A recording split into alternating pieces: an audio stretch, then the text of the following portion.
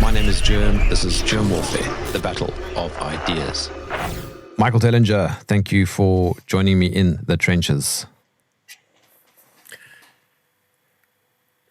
Oh, you want me to respond? Sorry, I wasn't sure if you want me to respond. I don't know if you do the intro cold or if you if you add it on at the end. So No, this is perfect. I'm gonna leave all of this in. It's great. Listen, Michael, the last time we chatted was 5 years ago at least. Yeah, it's a long time ago, and a lot has happened since then. It's crazy, hey? I think when you and I chatted, the whole COVID thing had just begun. Now it's like ancient history. Yeah, ancient history, and all the fallout is lingering. And in the time that you haven't been on my show, my show has grown quite a bit. This is now for UK column, and I've had so many requests over the years to invite you back. That means you're doing something. Well, yeah, we are. We're doing a lot, Jeremy. We're very busy with obviously the ancient civilizations, the discovery of the ruins, the significance of the South African ruins, how important they are, how significant they are in pretty much all of ancient history. And the vastness of it is just getting bigger and bigger. The discovery of the ancient tools and artifacts is getting more and more significant. In fact, I might actually demonstrate some of the ancient advanced technology while we talk. And then the age of these ruins is just getting so bizarre that I don't know what to do with that. It's just so old that it completely and utterly breaks any kind of concept of human history, the history of the world, civilizations, other beings that might have potentially been here, geology, and so much more. It's mind-blowing. So on top of that, and parallel to that, I'm obviously working with the One Small Town initiative and developing that. So those are the two tracks that I'm on, and the One Small Town thing has just gone crazy, and we've had to do a lot of things to make it, to build a strong foundation for it, so that when we start to launch it in different towns around the world, or when people start to launch it for themselves, it cannot collapse and it cannot be crashed. You're basically a real life Indiana Jones. Well, you can call me that. I guess it's a bit of a compliment in some ways, I guess, yeah. I've made discoveries that shatter everything you've ever thought about our human history. So I'm a fan of revisionism in the sense that not to revise for the sake of revising, but revising for the sake of discovering what is actually real and what is actually true. And in terms of archaeology and geology and these sorts of ancient historical paths, I understand that there is a pop culture aspect to people like Graham Hancock and that particular circle of archaeologists. But I think that they have done a lot of good also in allowing for alternative arguments to be actually heard. Well, look, Graham isn't an archaeologist. He's a researcher and an explorer. He's not an archaeologist. But I mean, you know what I mean? I mean that kind of field. Yeah, absolutely. Look, I know Graham well, obviously. I've known him for many years. We've done many conferences together since 2010, almost every year until COVID hit. So we know each other well. I know all the guys that are part of that establishment that do the tours around the world and do the lectures about their specific area of research and what they've discovered and so forth. By some stroke of luck or fortune, I've ended up here in South Africa and in Mpumalanga, where I've discovered the largest number of ancient ruins in the world. Not by a small shot, by a long shot. We've got so many ruins in South Africa. It boggles the mind. And the sad thing is that most South Africans aren't even aware of it. But that's sorry, but Michael, that's because we all get told that what's it, what's it called? That thing, Homo erectus and yes, the yeah, cradle of mankind. Yeah, so you see the cradle of mankind there at Marupeng, just outside of Joburg, is that's actually it's not true. It should not be called cradle of humankind because no humans have been found there. No human remains have been found there. Hominids have been found there, yes. So it should be called the cradle of hominid kind. That's a far more accurate description of Marupeng and that whole Sterkfontein cave area. What we have here in Mpumalanga at Stone Circle Lodge and the fossils and the evidence and the stone circles themselves is clear indication that there were very advanced beings living here, and they were building very intricate and advanced structures that have very specific properties, you know, and they've left behind advanced tools and technology. So this is by far more descriptive or more accurately described as the cradle of humankind, where I am here. But the stone circles cover all of pretty much large parts of South Africa. I'd say probably at least 1/3 of South Africa, maybe more, and most of Zimbabwe. And that's where you find these ancient stone circle ruins. It's crazy. Take me back a few 100,000 years. Well, you know, Jeremy, the thing is with the stone circles, it's a real journey of discovery. So, like when I first arrived here in 2008, January 2008, I left Joburg and I moved out here to little town of Watervalboven, Mpumalanga, 1 hour from Nelspruit. It's literally in the heart of hundreds of thousands of stone circle ruins. Not thousands, hundreds of thousands. And then I discovered that there's actually more than that there's potentially as many as 10 million of these stone circles. So when I first started to research them and started to walk through the ruins in early 2008, it boggles the mind because you can't imagine what it is. You automatically think, oh, these must be dwellings for people or animals. So some migrating tribe or some people somewhere in ancient times built these structures. And the only thing that we think, that our mind allows us to think, is that it must be dwellings. Otherwise, why would they build it? Dwellings for cows or people. And then suddenly you make a discovery that changes that completely. And that discovery is that the stone walls of the stone circles don't have any doors and entrances. Okay, this is a very important discovery. And strangely enough, that discovery goes back to 1939 already.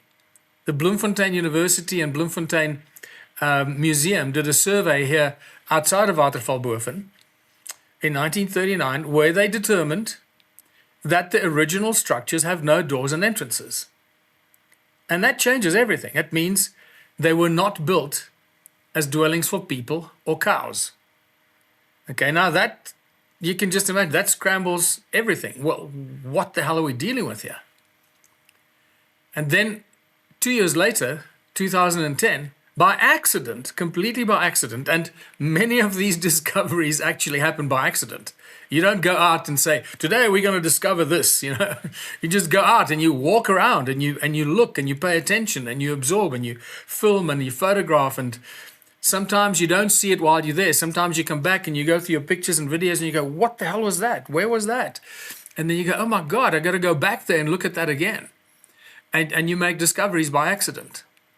So in 2010, we accidentally measured with a very specific device that a guy had, that he came here to visit me, and he had this very advanced measuring tools and technology that can measure sound frequencies, magnetic fields, electromagnetic fields, and a thing called heat signature, which is average temperature below the ground, with which you can detect seismic activity or volcanic activity. And suddenly we realized that the stone walls emit very high sound frequencies into the gigahertz. And that shouldn't be happening. And they emit magnetic fields and electromagnetic fields. So suddenly we reach a whole new conclusion, that the stone circles are energy generating devices. They were not built as dwellings for people or cows. They're there to generate energy. And that is why they are connected to each other with these very beautifully intricate channels. They look like wires, literally like two wires running out of the one stone circle and running to that stone circle there. And that one is connected to those. So it's a completely integrated, connected network and a grid of stone circles. And is this related to Adam's calendar? Yes, it is. It is related to Adam's calendar, but that carries a whole nother mystery with it. Another, what the hell is going on here mystery. Because we're dealing with a period in our history that we know nothing about. Now that we know, we have potentially up to 10 million of these stone structures. Each one is completely unique, by the way. So it's not that the stone circles are copies of each other. Every stone circle is completely unique. And they are unique because the shape of the stone circle, the walls and the internal structure, represents the sound frequency coming out of the ground at that specific point. So what that would be called, it's a cymatic pattern. It's a cymatic shape of this sound frequency that comes out of the ground. Cymatics is the term for studying sound manifesting into physical form. When you put sand on a metal plate and you put a sound frequency through it, each frequency gives you a beautiful, unique shape that the sand organizes itself in this beautiful, unique shape. That's called cymatics, cymatic shape of that specific frequency. And that is locked. You can't cheat that. That's like the laws of creation, the laws of nature. The shape of 1500 hertz in South Africa is not going to be different from the shape of 1500 hertz in Australia. It's going to be the same. That's like the laws of creation. So every stone circle is a different shape because it represents the sound frequency coming out of that ground, and that is how the stones were packed, so that the stone walls amplify the sound coming out of the ground, and that is why we are picking up sound frequencies, which then also generate magnetic fields and electromagnetic fields. The guy that measured it for me, he used to work for Centec before, so he knows how to measure these things. And he has he had the tools then. He got so excited measuring the first stone circle that we went to measure. There were like 480 megahertz or something electromagnetic frequencies coming out of it. He couldn't believe it. He was freaking out. He said, "Man, I could run a bloody FM radio station of this thing." So we're dealing with some very mysterious ancient technology, and I can tell you, the dating of this gets more interesting. Now, I know you asked about Adam's calendar, but before we even get to Adam's calendar, if I can just maybe finish here by telling you that around 2021 or so, around there, I started to fly my own drone. And that's when I could actually focus on things that I was more interested in. And suddenly when I started to look at the drone footage, I started to notice something I should have noticed many years before, because the photographs actually already show it. But once I was blind, suddenly I could see. That's the story of discovery, right? And I realized that the rivers and the streams coming down the mountains have washed away the stone circles and the terraces and the channels that connect them together. So that suddenly changes everything, because now we can say with absolute confidence that when somebody asks, how old are the stone circles? I can say, well, they're older than the rivers that washed them away, because they were already here when the rivers were formed and then washed them away. That is a very simple conclusion and is very solid and very scientific. Now you got to ask, well, how old are the rivers? And that's when it gets a bit freaky.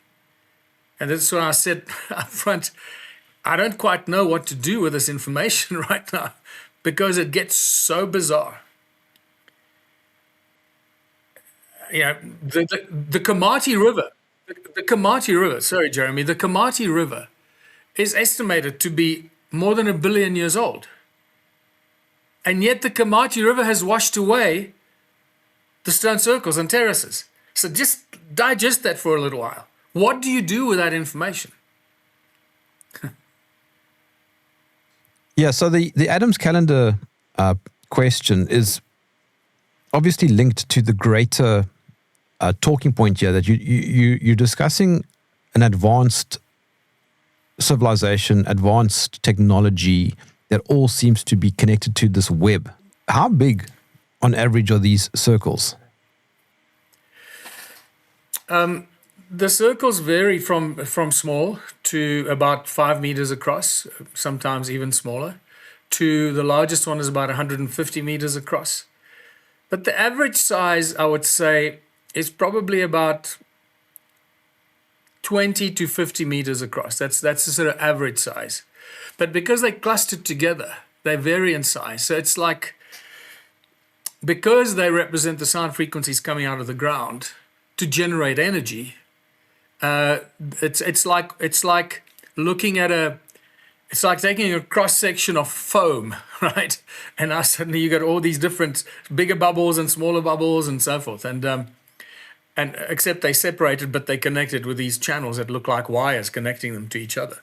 And then keep in mind, in between all of that, you've got the terraces. I call them terraces, but they look more like spiders, like a spider's web that holds everything together. So it's not as if the stone circles are standalone and then you got this channel connecting to that thing there.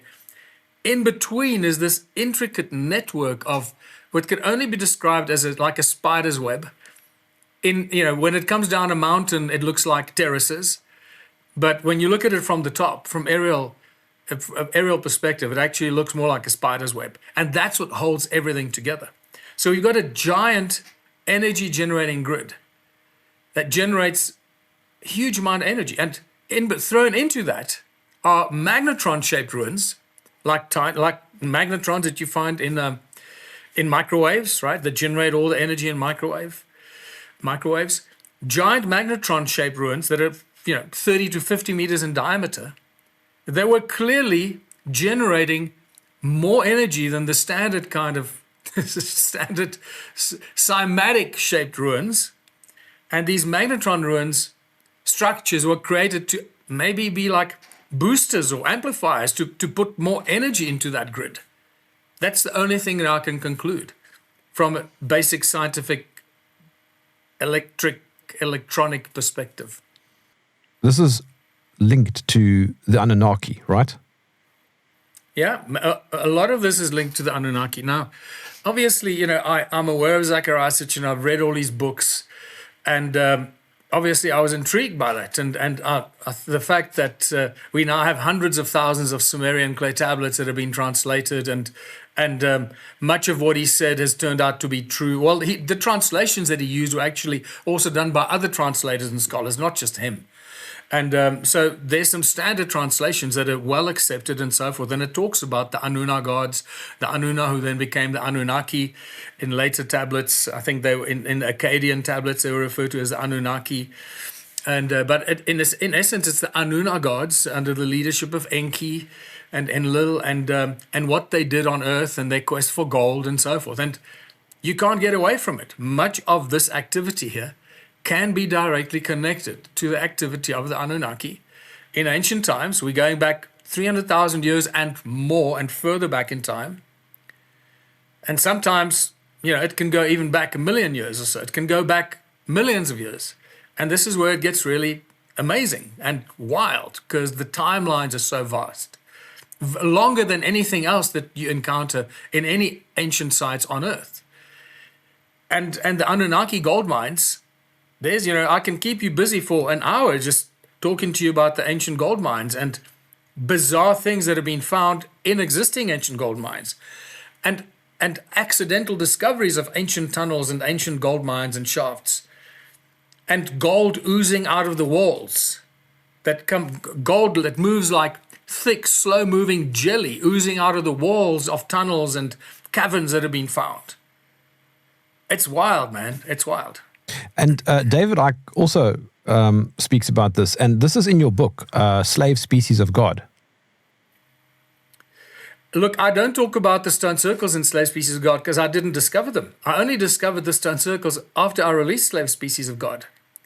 So I met Johann Heine literally about a year after I released Slave Species of God. I met him in March 2007. I think Slave Species of God was released late 2005 or early 2006. I can't remember clearly now. It's about the Anunnaki, though. It's about the Anunnaki and their quest for gold. And Southern Africa is the place where they found the mother lode of gold.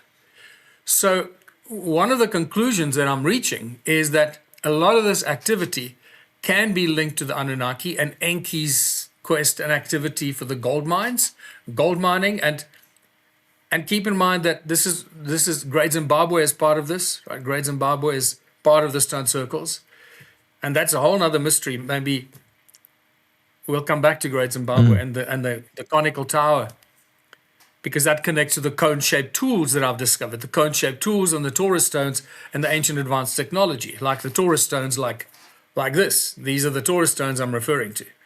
This is ancient advanced technology, and I'll explain to you and demonstrate to you why I can say such a thing.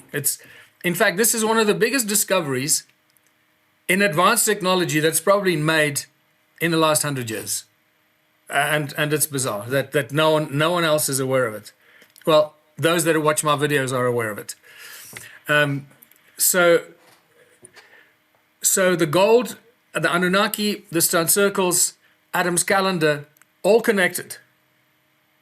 And as I said, Great Zimbabwe is part of it. And there are many references and translations in the Sumerian texts, whether you read Zechariah Sitchin's translations or other translations. Much of it refers to the Anunnaki being here in Southern Africa mining gold. And then we, accidentally discover these ancient mining tunnels and this weird stuff going on in ancient gold mines.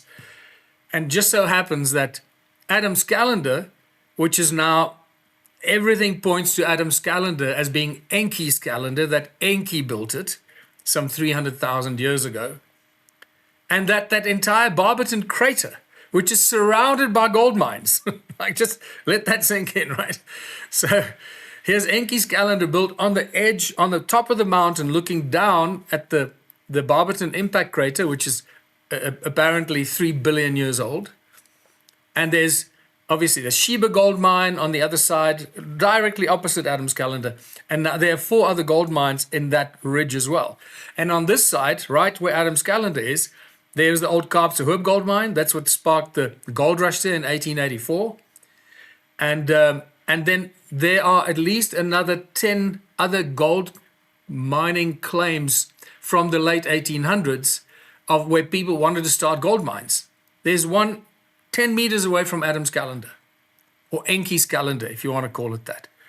And luckily they didn't start the gold mine there. Otherwise that calendar would have been gone. It would have been gone.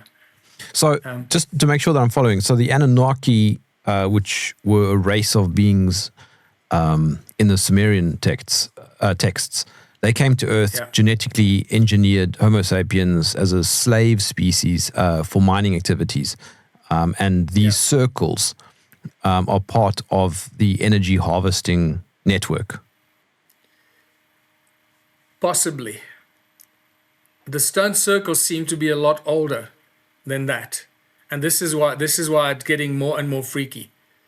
It's exciting. It's very exciting, but some people can't deal with it because it's just, some people really have blinkers on and they believe mainstream archaeology and mainstream history and academia. So when you start telling them these dates and these numbers and the fact that so let me tell you my thoughts right now. Okay. You're quite right. So Enki is the architect, according to the Sumerian text, of the human race. And it's interesting because Baba Kreda Mutwa, the famous Zulu shaman that wrote some epic books, Indaba, My Children, obviously being his biggest and most important book, I believe, Zulu shaman and so forth. Kreda Mutwa told me when I met him in 2008 and I showed him the Adam's Calendar book. Now keep in mind, I called it Adam's Calendar. It didn't have a name. So when I was writing the book about Johann Heine's accidental rediscovery of this ancient site, I needed to give it a name. So what do you call the stone calendar that could be, hundreds of thousands of years old. So I thought, well, it's somehow connected to the origins of humankind. I just had this niggling back of the mind realization or thought that it could be connected to the origins of humankind. And boy, how close to the truth was I? Because that seems to be what it was all about.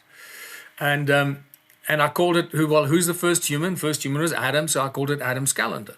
That's where it got its name. And then I met Creator Mutwa, and I showed him the book, and he started to cry. He started to cry, and he said he never thought he'd see that special place again.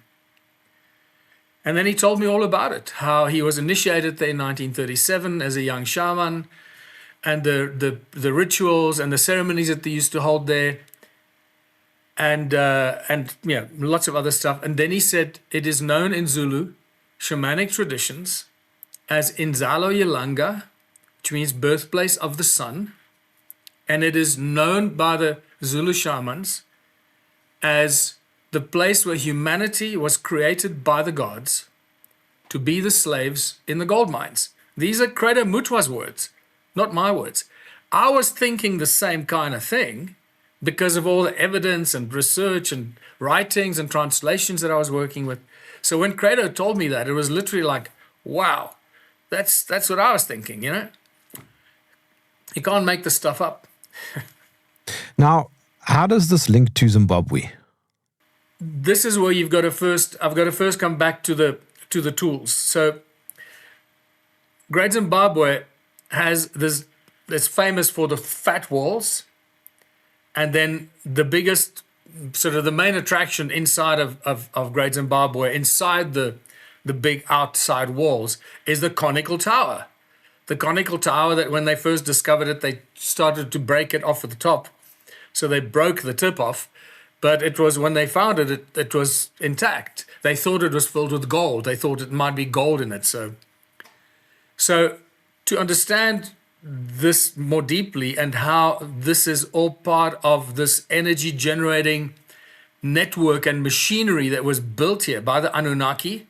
At this stage, it seems like it's the Anunnaki, and other shamans and shamanic channelings and shamanic journeys have all pointed towards the Anunnaki being the architects of all of this. But when I started to walk around the mountains here, research stone circles and so forth, I started to pick up these stones. And I picked them up because they were weird shaped stones. And please come back to this. We got to come back to the weird shaped stones, because that's a whole nother curveball that happened. The weird shaped stones turn out to be fossilized body parts, right? So let's just a teaser. We can come back to this. But I was attracted to these weird shaped stones because they just didn't make any sense. Why would stones be these shapes? So started to collect them. And among them were obviously the Taurus stones, very famous Taurus stones. One of the Taurus stones that I have here in 2013 crashed the TSA security system in Doha, Qatar. And I was hauled out of the plane by 5 guys with guns. And long story, I'm not going to go into it, but that was great. That was a great example and proof. Thank you, TSA Homeland Security, for giving us scientific evidence that the Taurus stones are very advanced ancient technology. So, and then I also started to collect what are like cone-shaped tools, just literally like an ice cream cone. And that led to the discovery of cone-shaped tools right across the world, from South Africa to Egypt to Australia to the Americas to England. Whichever ancient civilization you go to, Sumeria, there are cone-shaped tools that they used in ancient times. And you also see it in some of the images, those carvings of the bird-headed beings with the wings, and they hold the one arm up like this with a pine cone in it. They got a magnetron wristwatch and another cone-shaped tool on their arm, facing the magnetron wristwatch, and then a pine cone in their hand, and then a little bag in the other hand. So there's now a craze all over the archaeological world is, what is the bag for? What does a bag represent? What's in the bag? And everyone is trying to figure out what's in the bag. But they're missing the encoded knowledge in this. There's a cone in the forearm pointing at the magnetron watch, which is like a flower-shaped watch. So anytime you see a flower-shaped drawing or a carving or an image from ancient times, it most likely represents magnetron technology, the flower-shaped structure, because a magnetron looks like a little petal with a central chamber and then the eight chambers around it normally. Excuse me. And so it's encoded with cone technology. And then when you realize that all these ancient cultures were using cone-shaped tools, you see Mayan priests holding cones and Sumerian healer or a priest healing people, somebody lying down with cones in their hands. And you see these Mayan priests holding giant cones between their legs. These are famous statues and little sculptures from Sumeria. So this cone-shaped technology is all over the place, but everyone has been ignoring it. So when you realize that toroidal fields, so this is a torus stone. It's a torus, it's a toroidal field, it's a little donut. So when you say toroidal field or a torus, you're referring to a donut-shaped object, or a toroidal field or a donut-shaped flow of energy. That's it. And that's magnetic. Magnetic fields formalize themselves and create these toroidal fields. It's a perfectly balanced magnetic field. And what goes into the torus is a vortex field that spirals in like a cone, in a cone shape that spirals into the center, and it spirals clockwise this way and clockwise the other way. And where they meet in the middle is where what you call 0 point, the 0 point of the vortex field. That's it. So when somebody talks about 0 point energy, they're talking about the center point of a vortex magnetic field. And then it starts to get really interesting and exciting. So I've had to go for this, especially the last 6 years or so. I've had to really deep dive into quantum mechanics and quantum physics and particle physics and astrophysics and all of this stuff to really understand where we are with our knowledge of quantum fields and quantum mechanics, and why is an electron described as a little magnet with a magnetic moment, and often it is described as a little donut because it's a little magnetic field. And you start to realize the importance of a discovery like this. And why is it so important? Because these so-called weights for digging sticks. Now, I'm saying that because whatever museum you go to in South Africa, you always find these donut-shaped stones on display. And they are called by our archaeologists weights for digging sticks. That somebody in the Stone Age made this with another stone so that they had a weight to put around their stick when they went foraging for food. That's the story they tell us. That's the most unscientific conclusion that anybody could possibly reach. It is actually laughable, and I often joke that whoever says that should revoke their academic status because it's just so stupid. So what we discovered that these stones generate magnetic fields. Now I've done this before, but I know that the microphone on this laptop doesn't seem to pick up this beeping. So this is a little device that picks up magnetic fields. It picks up metal and magnetic fields and electric cable, because there's a magnetic field that runs around the the electric cable. So there's no metal in it, nothing at all, nothing. It's just granite rock. Now I hope you're going to hear this. When you go into the hole, it picks up the magnetic field. Yes, I can hear it. Can you hear it? It's insane. The donut shape is the magnetic field. Look, nothing. Both sides. And even a little baby one. I've got a little baby. Let me grab this baby torus.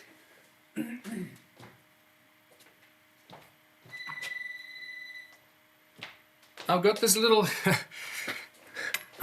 baby torus stone that I got as a gift a long time ago.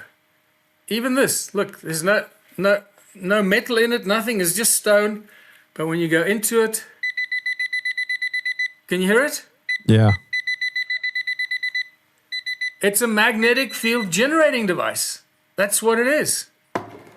And even when you take a little wire thing like this, now I love this because I use this to describe the opening phrase of the Bible. the Spirit of God moved over the waters, and God said, "Let there be light." There's your electromagnetic field. That is the ether of all of creation. Is an infinite number of interconnected, beautiful toroidal magnetic fields.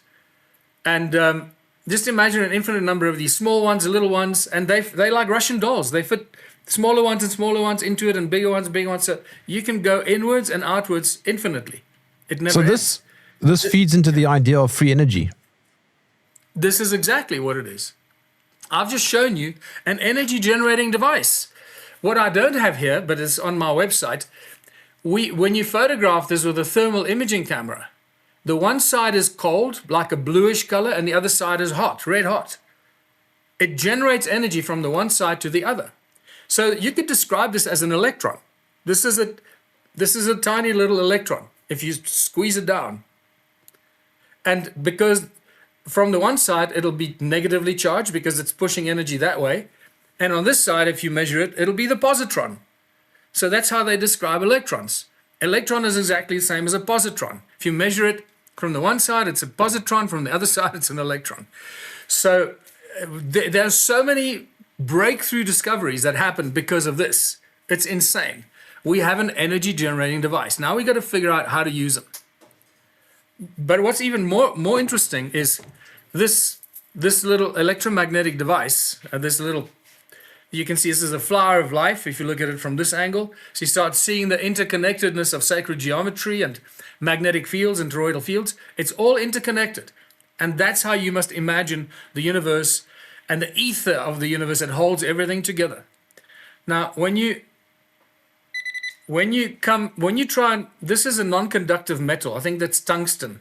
So it doesn't pick up the magnetic, doesn't pick up the metal. But when you go into it,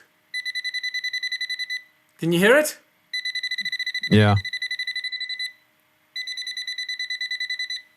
It picks up the magnetic field inside the torus. It doesn't pick up the metal.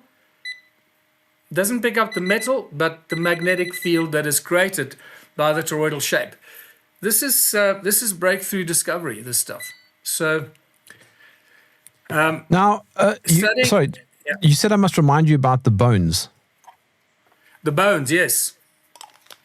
So we discovered that, I discovered that the stones that I was collecting for my museum were actually petrified body parts, fossilized body parts of all kinds of creatures, small and large. You can see claw marks and teeth marks and scratch marks and bone marrow, and there's leg bones, there's feet and hooves and hearts. I mean, it's so obvious. Anyone that knows anatomy takes one look at it and go, oh my God. And ribs, it's crazy, lungs and probably a liver and all kinds of stuff. And then I also have a tooth, an incisor tooth of a being, a humanoid being, because it's very much a humanoid kind of incisor tooth shape. And the tooth is 50 times larger than my tooth, which means that being would have been between 80 and 90 meters tall. Giants.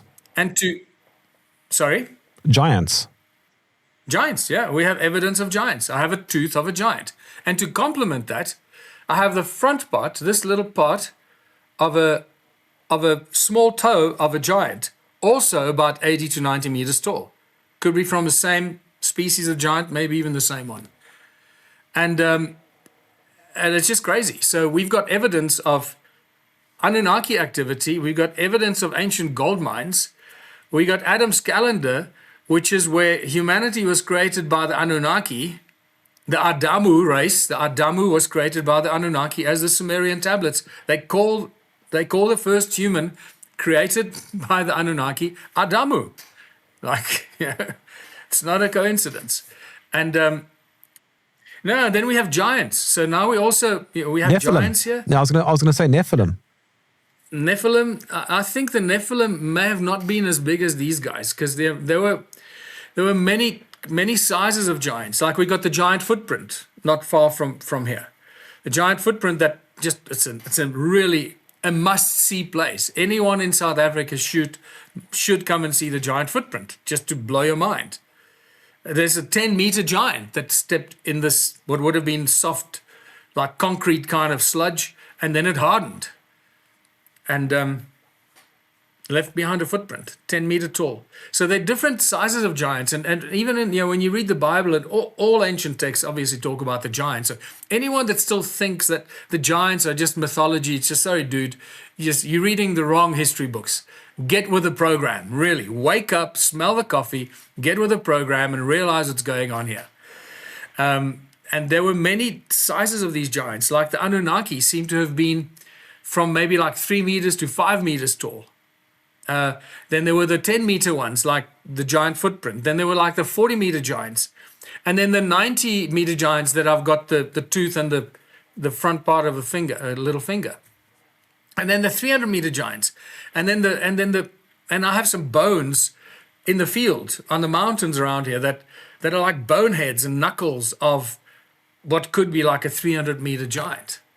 And then the big ones, the big boys that Enoch talks about in the book of Enoch. And he says that the big giants were 3,000 ells tall. Now, an ell is from there to there. That's an ell. So 3,000 ells is about, if this is half a meter, then 3,000 ells would be 1.5 kilometers. So the big giants were like a mile high. That's wild. So you can imagine when that giant falls over and dies, and the body turns to stone and rots away, and parts of it turn to stone, and the rest rots away and is washed away by rain and so forth, and turns into mountains, and like some mountains really look like sleeping giants and so forth. Whether that's a fairy tale or not, I'll leave it up to you to decide. But since we now have evidence of other giants up to 100 meters and maybe 300 meters tall, that evidence I have, there's no doubt about it. We can imagine that if you find a fossilized body part of a mile-high giant, we have no relationship to that. We couldn't even imagine that that's a fossilized body part from a giant that's a mile high. Now, Michael, I'm trying to find a link between what you're talking about and one small town. What is that connection? Because earlier we said all roads lead to one small town. Yeah. That's a very important question. And that the answer to that lies in the origins of money, which we also read about in the Sumerian texts. And it goes back to the first priest kings that suddenly appeared on earth out of the blue, right? So we don't know where royalty comes from. Nobody can tell you who was the first king on earth. Where does royal bloodline, where do the royal bloodlines come from? How did kingdoms suddenly appear on earth? And who decided that you're going to be king? Is it because you beat everybody in battle and then you made yourself king? Possibly, that could work because everyone was scared of you. But then they would gang up on you and kill you. What we read in the Sumerian texts is that there was a time when kingdom was lowered to earth from heaven. And by heaven, I'm not meaning the heaven where God with a big G resides, okay? This is where the confusion comes. So understand that creation, all of creation, the universe and the planets and everything in creation comes from what I refer to God with a big G, the creator of everything in creation. I'm not talking about the gods with a small g who've got the knowledge of space travel and advanced technology and genetics. They can clone stuff like we can clone stuff today. Those aren't God with a big G. Those are the gods with a small g. Malicious entities and malicious beings that use their knowledge to abuse other species and other beings and clone a new species to be their slave, an unconscious slave to work in the gold mines. So the species doesn't even know that it's a slave, and it's waking up from its dark, unconscious sleep, waking up to realize, wow, we actually have the power to be infinitely powerful beings, but we've been lied to and manipulated for 300,000 years, and now the gig is up. We're waking up and realizing what's going on and realizing that there's a God with a big G that's responsible for everything in creation, and we got to start holding to account all these malicious entities and beings that have been abusing humanity for hundreds of thousands of years. Anyway, so back to the money. So we read in the Sumerian texts that there was a time when kingdom was low to earth from heaven, and the gods, these malicious beings, appointed the first priest kings, and they were obviously hybrids. They were like half human and half of these gods or these Anunnaki or whoever they may have been. Most likely the Anunnaki, could have been other beings as well. And these first priest kings were appointed across the world to rule over humanity, and to achieve that, they were given fierce weapons with which they could smite humanity and smite the people to keep them under control. And people feared them because they had fierce weapons and they could smite the people. And that's how they became, that's where royalty comes from. It's the first time we read about royalty, royal bloodlines, and these first priest kings built those huge temples that we find in some of, especially up there in the Mesopotamia area, old Iran. Iran is full of those ancient sites. And Iraq, obviously. And in these temples, they lived, and from there, they dispensed the law, they dispensed justice, and they created money. The first money that they created were tiny little clay tablets, and they told people to bring in their gold and their silver. And when they brought their gold and silver into the temple, which were obviously highly protective and protected, safe spaces for these gods and these beings with their fierce weapons. And from there, they then issued money, told people to bring in their gold and silver. And in return, they got a piece of clay that said, John Smith brought in 5 pieces of silver and 1 piece of gold. And that's what you got. So those are the first forms of promissory notes, bills of exchange, and what we call negotiable instruments. And that's the connection to One Small Town. Because when I discovered that money was introduced in the form of clay tablets, some thousands of years BC, thousands and thousands of years. This goes back a long, long time. And this is the first form of money. It's a complete and utter scam. It's a tool of entrapment and enslavement.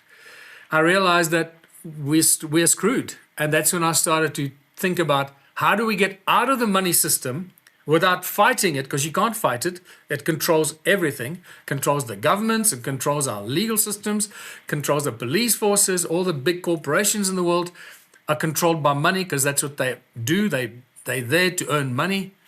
So we have to create something that's not going to fight the system, but create an alternative system on a parallel track that slowly but surely makes the existing financial, socioeconomic slavery system obsolete.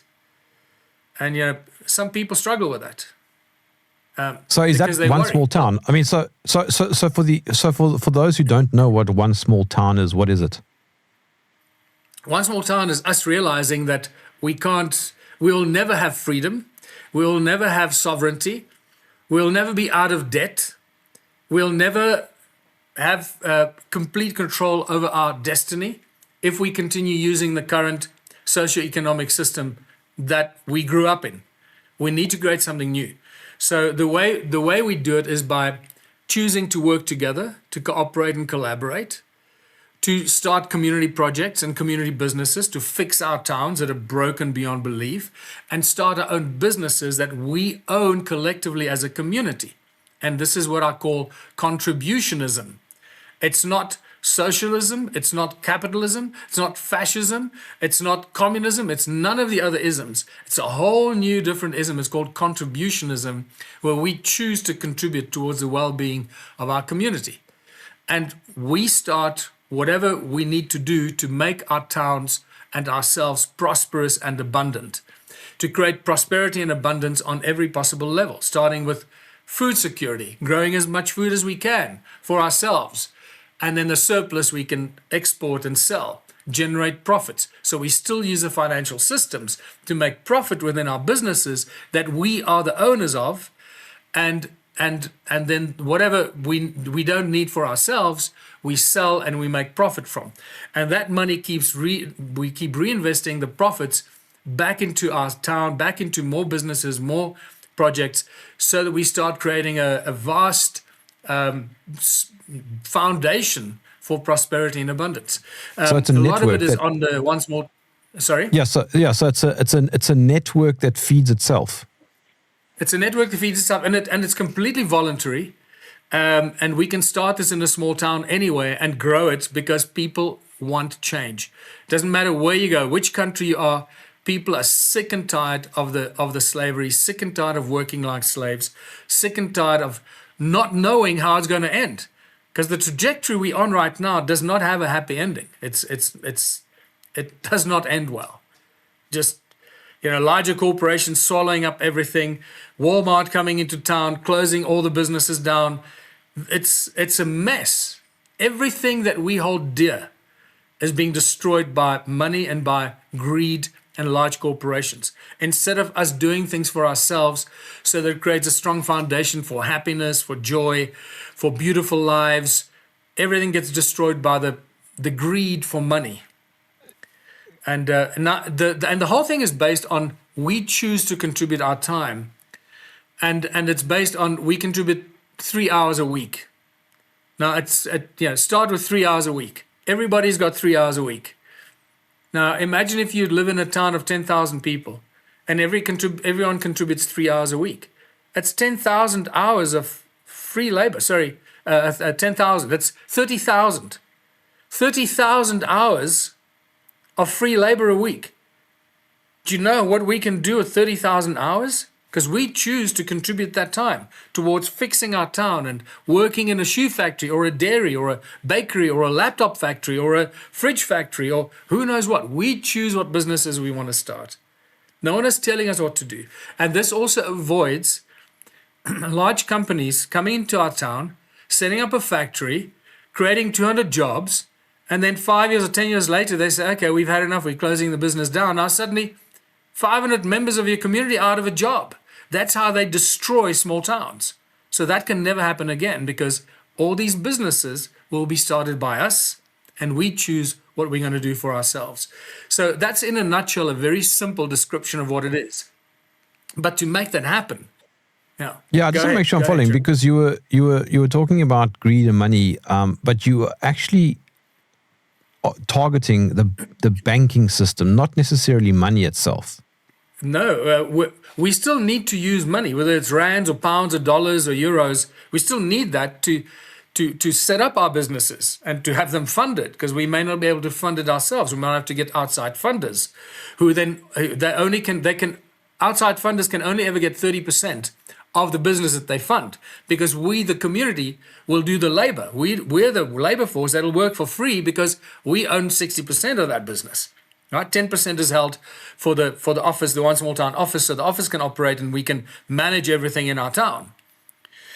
So we always remain the majority shareholders and owners of every business that we start, even if we bring in funders. That is the fundamental. That's the game changer on every level. So no one can ever close our businesses down and put us out of work. But at the same time, what we've now created, we've had to create a mechanism that people can use so no one can abuse it. No one can say, I was there doing that, but they weren't, right? Or people must know how much profit is our bakery making this month?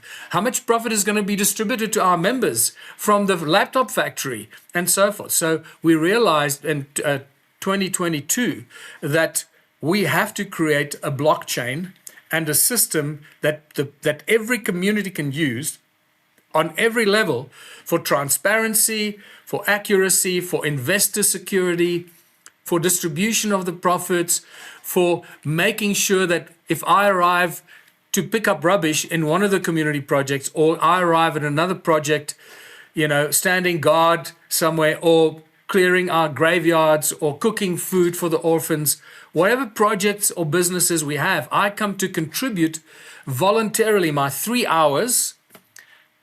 People need to know that I was there. And I want to know that the system has recorded that I was there. So we created this blockchain. It's a really powerful system. And it is available for free. Anyone, anywhere in the world, in any small town, can go online, sign up as a member, and register your first project, sign up a few of your friends, and start using the system to contribute towards your community. And then what we've created on top of that is our own separate reward system, which we call the Infinity Token. So you can call it a reward system. It is the acknowledgement that you contributed your 3 hours towards your community, towards your businesses or community. And that acknowledgement is a little, we can write out a piece of paper, say, John was here, he contributed 3 hours. Then that piece of paper will have value because that means that I did something for 3 hours. That piece of paper is actually worth 3 hours of my life, right? So, but we did this electronically. So I compare it to Bitcoin, but it's not a cryptocurrency. It is not a fiat currency. It's not a cryptocurrency. I will be very clear about this because the financial watchdogs, the financial bodies are very fierce about protecting their domain. We've created something that is so new, so revolutionary, and completely untouchable by the governments and the financial system, because it's our choice to reward ourselves for what we do for our community. So I contribute my time, and as an acknowledgement of the contribution, I get one infinity token that automatically gets placed into my digital wallet, into my One Small Town membership account. And everyone that signs up as a member, anywhere in the world, doesn't matter where you are, you automatically have a digital wallet in your membership account. And the moment you contribute 3 hours and it's logged on the system puts an infinity token into your digital wallet. Now you can go online and you can send that token to anyone in the world, and you can start using it as a means of exchange. That's the beginning. So we are not a cryptocurrency. Our tokens are not traded on stock markets or crypto exchanges. So it's a completely, utterly private reward system that is no one's business except ours, the One Small Town members. Now, where are the One Small Towns? There are none. We are waiting for the first small town, someone somewhere, to say, wow, I'm going to do this. So what we've done, Jeremy, is we've tried this in various countries, in various towns. We've tried to launch it before we had the blockchain. And even since we've launched the blockchain, but most of the time we've tried to launch it before we had the blockchain and the membership cards and the tokens and the reward system. And we were learning what doesn't work. Why do intentional communities fail? And that's unfortunately what happens. There is not a single intentional community in the world today that we can hold up as an example and say, that's what we should be doing. So that's what we've been doing, trying it out in all kinds of ways in South Africa, in Swaziland, in Zimbabwe, in England, in Ireland, in Australia, in Canada, in the USA, in Brazil, in Croatia, and I forget other countries. I mean, at one stage we had like 45 ambassadors in so many countries. And then we realized we're looking for trouble because people wanted to invest money into some of these businesses. And what happened? Some investors came along and they invested, like in Canada. They invested like, here's $10,000. I love this small town project and I want to invest money into it and I want to see this succeed. And then suddenly the people running that project messed it up and the investor lost the money and the money is gone. Then suddenly they email me and they say, oh, Tillinger, where's my money? I gave your One Small Town project in Canada $10,000. And I go, well, I don't know anything about it.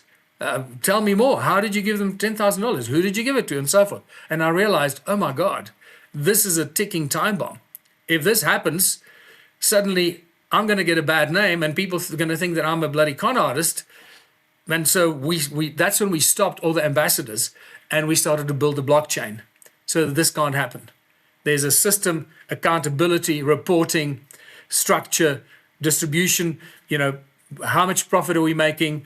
Who's doing the community projects? We separate the community project from like picking up rubbish and making our town beautiful from the businesses because they're two different kind of projects, right?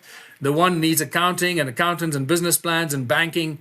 And the other one is just us getting together with some t-shirts and doing things for our community. So what we've now done, and this is going to be the new relaunch, hopefully at the end of July now, end of July 2026, the relaunch of the community projects. So it's really simple. And people can log in, sign up as a member, load their community project, and then start that project that same week, right? We distribute membership cards. It's got a QR code on the back, and that's all you need. That QR code is connected to your membership account. And the moment you scan that QR code at the project that you go and do on a QR code scanner for that particular project, the blockchain knows that Michael Tellinger came and contributed 3 hours and 15 minutes to picking up rubbish in Waterval-Boven. And if I've done more than 3 hours, the blockchain automatically puts an infinity token into my digital wallet. It is so brilliant. This thing is so awesome. But we made it too complicated, and we cross-pollinated the community projects with the businesses, and it just became too difficult for people to start. So we've now separated the two. So we're going to have almost like a relaunch of inspiring people to say, right, now you can launch this. You can do it now. It's going to take you 5 minutes and start a small project, even if it's 5 people. And this is going to inspire others. When they see you walking around, picking up rubbish with your One Small Town Waterval-Boven or the name of your town t-shirt, and they get inspired. Say, what are you doing? Why are you doing this? And you tell them the story and they go, wow, I want to be part of this. And how do I know they want to be part of it? Because I did this in Waterval-Boven in 2013 and 2014. We started these projects before we had tokens or blockchains. And every day, Jeremy, every day, anything between 2 and 10 people would arrive. New people would arrive to say, wow, we're hearing you. We heard you fixing up the town hall. We want to join. We want to be part of this. We want to help fix up the town hall. It's unbelievable how the word spreads. People want to do something good for their communities. And now we have a system that's going to make it so much better and reward them with a means of exchange. So you don't have to have rands or dollars or pounds. You're going to have infinity tokens by contributing voluntarily towards your community, and you can share and exchange those tokens exactly the same way we did with Bitcoin when we first launched it. When that was first launched, sorry. Now this is far more powerful because no one can ever take this away from us. This belongs to the members of One Small Town. How can I find out more? Right. So obviously, studying the ancient civilizations, all that stuff is intriguing, it's exciting, it's mind-blowing, but unless we save our world and we save our towns, there's no future. We have no future as a species. So let's focus on the One Small Town initiative. Doesn't matter what country you're in. Go online, go to onesmalltown.org, sign up as a member, then go to your digital wallet, buy a few infinity tokens. By buying infinity tokens, you're contributing. Instead of time, you're contributing some money so that we can continue doing things with One Small Town. And then once you sign up as a member, choose what projects you want to start in your community. You can be the flag bearer in your town, in your community. It's that simple. Start a project, get some friends to sign up as members, get your membership cards, which we'll send to you, and you can start those projects. And then learn slowly, learn how the system works. This is brand new. Keep in mind, this has never been done before because it's such a big thing. Every intentional community has failed us. We cannot let this fail. If this fails, then we lose, and we can't lose. It's got to work. Michael Tellinger, thank you for joining me in the trenches.